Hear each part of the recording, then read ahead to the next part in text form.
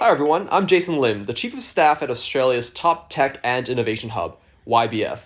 Today I'm talking to YBF's CEO, Farley Blackman, in a fireside chat called Patience Kills Innovation.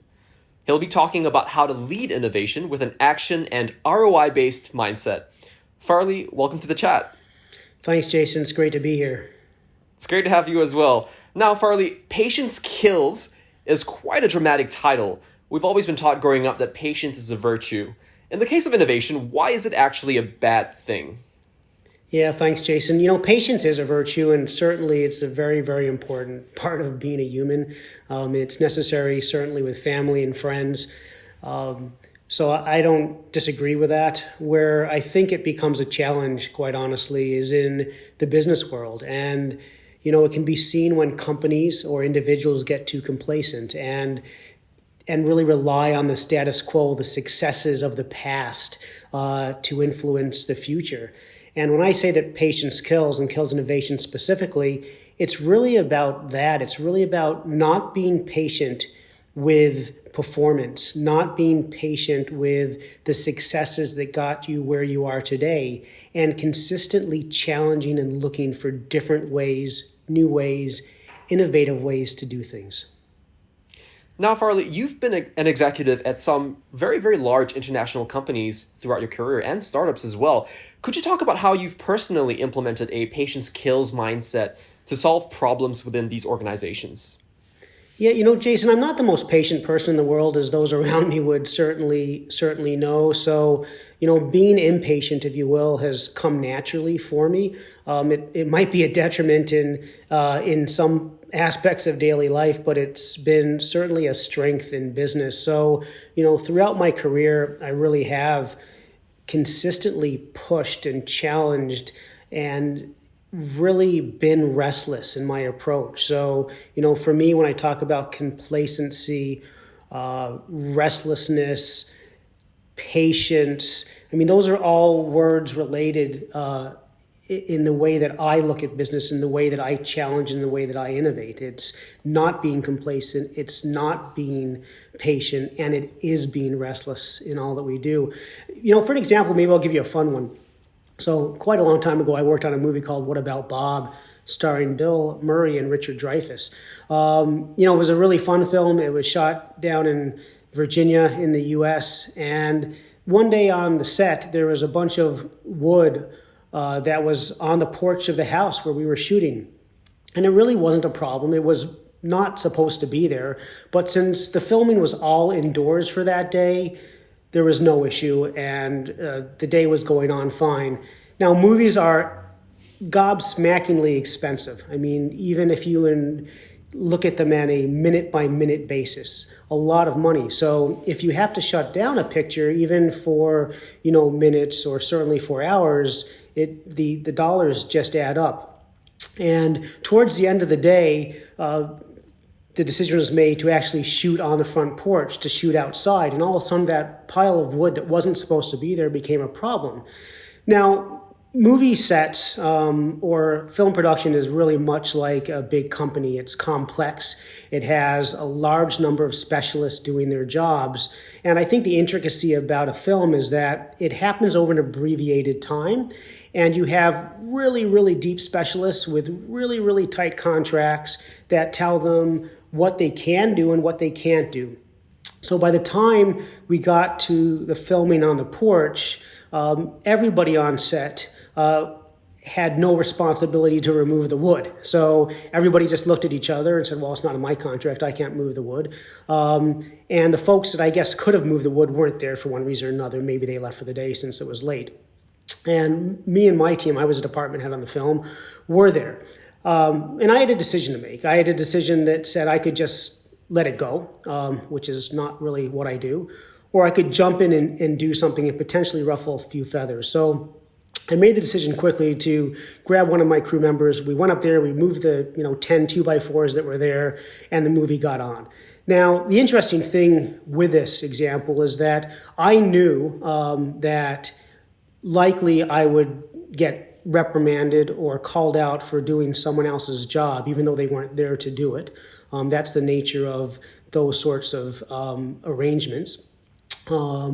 But I made the decision anyways because ultimately it was a personal risk I took, and the worst that would happen is I would be scolded.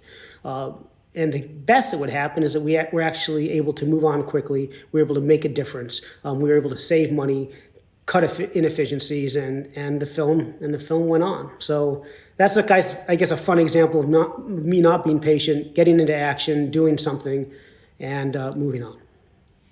Thanks, Farley. That's a great example. I haven't personally seen the movie, but did it end up doing well in the box office? I don't know. I think so. I don't think it's one of the all-time greats, but it certainly was a fun movie. It was a great movie to work on. The crew was awesome, and the cast was great. So I have certainly fond memories of it, and it pops up on various cable or internet or streaming shows every once in a while, and my credits are in there as well. So all good That's fun awesome. and a neat part of my earlier life. So. Sounds like a really interesting turn of careers for someone. Yeah, sure. Awesome. So, Farley, that's a good lead into my next question. You mentioned before that some people on the set felt like it wasn't their job to actually move the wood. So, I guess how does an organization instill a patience kills innovation virtue? And more specifically, what does leadership have to do to ensure that culture permeates through the entirety of the organization? Yeah, that's a great question. Thanks, Jason. Firstly, a company relies on leaders and followers and ultimately a team. It's really, really important. Leadership certainly sets the tone, but if you set the tone and no one follows, then there is no culture and there is no need for patience or impatience because the company is going to fail. What happens over time, though, is that, and I mentioned this a bit earlier, is that the successes of the past influence the future unless you proactively look to challenge the status quo, to shake things up, to be impatient, to be restless. And there's a role for leaders. I mean, they need to reward, they need to lead by example, they need to show that, maybe it's a minute of celebration for successes, and then it's maybe 3, 4, 5, 10 times that time spent on thinking about, okay, what's next? What's the next success? What in our model needs to change in order for us to continue to be on the cutting edge? And you need to have followers and you need to have a team that accepts that kind of challenge. It's not easy. I mean, you ultimately need to, as a leader, be able to separate the person from the performance. And I think this is fundamentally important.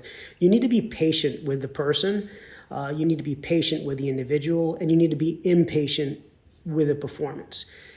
Easier said than done, because over time the person and the performance kind of mold together, and you need to be able to put the person in one compartment and the performance in another, and figure out how to have a conversation, kind of maybe a two-way conversation, because Joe or Joanne could be a great guy or girl, and the performance could be good or bad. And I think you need to be able to have those conversations and separate the two. I'll be honest, it's not easy, and I've certainly failed on a number of times separating those things, because I'm naturally restless and naturally impatient and naturally looking for what is the next thing. I probably at times don't, step back and celebrate enough on all the wins and celebrate and separate the person out. And that's, again, why a team is so important, why it's so important to surround yourself with individuals that complement you. And as a leader, you really need to find folks that, if you're an impatient leader, a restless leader, then you need to find patient individuals to kind of soften things. And if you're a softer leader, then you probably need to find those that will interrogate the issues and shake things up and push and probe a bit more. And that's why a company is a team, not an individual. Farley, you mentioned two words in there, followers and leaders. How do you define followers, good followers and good leaders? Yeah, listen, it really depends on the company, and I think it depends on the leader. It really starts there, especially in the startup world. So, in the startup world, the idea to start something up usually comes from one or two people, maybe three working together. And they really need to think about what their strengths are. They need to look in and be honest, an honest reflection of what they're good at, what they're not good at. And they need to figure out what the team should be around them. And, I think followers and leaders are actually two sides of the same coin, because every leader needs to follow sometimes and every follower needs to lead at some time. So it's really a question of putting the right ingredients, the right team together to deliver what your customers, your stakeholders, what the environment, what your, the community needs. And it's one of the hardest jobs is actually putting the team together. And it's probably hard for a lot of people to really reflect on what makes them tick, what they're good at and what they're not. But unless you do that, you're probably going to end up with a team that looks a lot like the leader. And, that might be easier at first, but it's seldom successful. Diversity is absolutely and fundamentally key. And I'm not talking about diversity of, gender or ethnicity, which is also important, but I'm talking about diversity of mindset. I'm talking about the ability to push back, to get into a healthy and robust debate, to have healthy tension, so that ultimately the decision made is the right one. And I think that's probably another place that separates leaders and followers. Ultimately, the leader needs to make the decision, but he or she should be listening to those around him or her. And Farley, the other word that stood out to me as you were talking previously was the word performance. How have you throughout your career defined performance? Yeah, to me, it's simple. I mean, performance is over-delivering on your commitments. And, if you're only doing as, good as you're expected, then, maybe that's good enough for most things. It's probably good enough to keep the lights on. It's probably good enough where things aren't changing quickly. And, the neat thing about companies is actually it needs people with all sorts of skills and all sorts of abilities and all sorts of mindsets. If everybody was rushing towards innovation, if everybody was challenging the status quo, then the product you made that's successful probably wouldn't succeed because, everybody got bored with that and moved on to the next thing. That doesn't work either. And, what's great about, starting a small business or a startup and growing it is that over time you get to build a team and work with individuals that have a number of skill sets and a number of focuses and a number of places that they naturally feel comfortable in. Some of it is what I call lights on, keeping the lights on in the company, providing a consistent product or service.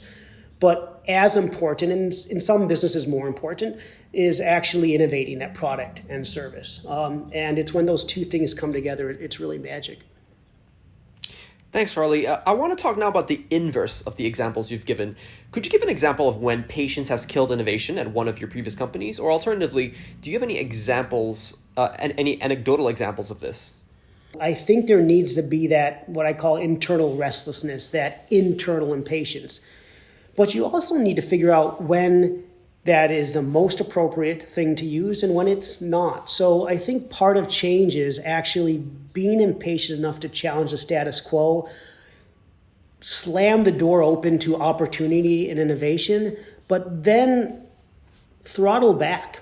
Because ultimately, once you get the buy-in to drive the change that you want, the implementation is probably going to take you a heck of a lot longer than you want to do. Although you might be able to do it in a vacuum or in an academic sense in a month, it might be much more powerful to do it over 3 or 6 months. And that's where it's really, really important to be patient. So, I'll give you some examples, some really simple ones. So, when I was head of procurement for BP, we looked at the IT kit that we were buying. And at the time we were spending, almost $2 billion a year on technology equipment alone with third parties. So not an insubstantial amount of money. And as we started to piece apart where that money was going, there was a fair amount of money being spent on kit. So whether that be laptops or phones or data center equipment, et cetera. And a lot of the stuff at the time was single source. So that meant it was going to one vendor. So if you step into the world of laptops or notebooks, we were spending all our money with IBM, which is now Lenovo. And, there was a need to multi-source this, but what we found was that there was a lot of emotion. I mean, people liked their IBM Lenovo machines. And when we introduced Dell, there was extreme pushback. So what we needed to do was, state the business case, which was so obvious. I mean, it was a lot of money, a lot of zeros saved every year, and ultimately getting the same exact functionality, especially for a machine that's going to be replaced every 2 or 3 years anyways. But, the decision's made. Do you then say, great, starting day one, you're going to just replace all the machines? Well, no. You need to actually think through a patient approach, and maybe you find the parts of the organization that are more accepting of moving away from IBM and accepting Dell, and get them to go first, so that others in the organization actually then say, okay, actually, the world didn't end and things are okay. And something that might have taken several months might end up being a 1-year process. So you have to be patient, but you have to be restless and impatient to get into the conversation in the first place. Does that make sense? Yeah, it's all about finding that right balance of tension. And I suppose that's where leadership comes in, strong leadership, doesn't it? It does. And it's leadership, and I'd say it's a risk profile as well. So, what appetite does the leader have for personal risk? And I think that's fundamentally important. So as a leader, if you're not willing to take the, I'll call it the virtual punch to the gut or the virtual black eye in order to make a tough decision, then you're probably not going to be the leader that drives change. You're probably not going to be the leader that fully innovates, because innovation's hard. People don't like change. I mean, just look at anything that you do in your personal or work life. If changing cereal or changing, TV providers, well, the one we have works. Why do we need to change? I mean, it's human nature not to change. So when you do it at a large scale, when you're impacting, tens, hundreds, thousands, tens of thousands of people, and in the case of BP, hundreds of thousands of people, you can imagine the noise from the chorus that comes up and pushes hard. And if you don't have the profile to accept that, to take those virtual punches, then you're probably going to not get to the end. Farley, you've worked in both startups and corporates throughout your career, and they're obviously very different beasts and very different machines. Do you think the way you approach this patience kills mindset is the same in a startup versus a corporate? No, is the short answer. So, it really depends where you are in the startup. I mean, if you are the founder, you have a gift and you have an ability to set things up the way that they should be. That might not be the way that you want them to be. I mean, there are ample examples of startups that have, created a startup in the image of the founder, only to find out maybe the founder's values were a bit flawed and they needed to bring someone else in to fix them. So again, I'm going to repeat myself, but it starts with really knowing your strengths and understanding that there are others that need to help. When I left GE to found my own startup, I made a big mistake, and I made two mistakes. One mistake was that when everybody was raising money by, writing a little note on a used, tissue. It was that simple back in those days. I didn't, and we funded the startup with cash from operations, and we grew very quickly. But what I didn't realize at the time was that you need a lot more cash the more you grow, and we actually outgrew our cash ability, and it made the business suffer. But the bigger challenge I think I had was that I surrounded myself with very good, very capable leaders. but none of them having a strong enough personality to stand up to me. And I think that was the biggest mistake. And the good news is, the biggest learning for me, you need a team. So whether it's your co-founder or your first hires or eventually your CEO, if you get to that point, they need to be different than you, and you need to be able to listen to them and understand them. So I think that's where startups are different, because you can really, if you think through it, can plan from that. Whereas a big corporation that has 20 or 100 years under their belt and 20,000 or 100,000 employees, that ship has sailed. So you need to kind of go in and act differently and navigate in a different way. Thanks, Farley. That's really incredible insight. I'm just a bit conscious of time, so I really have two more questions before we wrap this up. One is, I want to move on to the topic of innovation itself. Can you walk us through what innovation means and how it can be used to create value for the economic recovery of Australia, especially through COVID? Yeah, listen, first of all, I think that innovation for innovation's sake is the wrong way to go. So, I mean, it's neat, and it's, in science, it's really important. In academics, it's extremely important. But when it comes down to a business that has shareholders and stakeholders and customers, you should be innovating in order to provide a new return. It could be a new product. It could be a safer product. It could be a safer process. But something that really shakes things up, that does things differently. To me, that's what innovation is. It's busting the status quo in order to make a step change. Innovation, I guess, could be an evolutionary change, but I think of innovation more as a revolutionary change, something that, goes above and beyond. So to me, that's what innovation is. And I think all companies, even the most, stable, long-term companies producing the most simple product, need to innovate. They might need to innovate less than technology companies, but they still need to innovate. Otherwise, time will take them over and they won't succeed. And it's so important that when you're thinking about change and when you're thinking about innovation and you're thinking about challenging the culture and the status quo, that you always base it on a return, always on what is the impact that is going to provide the bang for the shareholder, the stakeholder, for the customers, and for the employees. That's amazing. Farley, thank you so much for your time, for the chat, and for sharing your amazing insights. It was really great speaking to you. Thanks, Jason. I really appreciate it.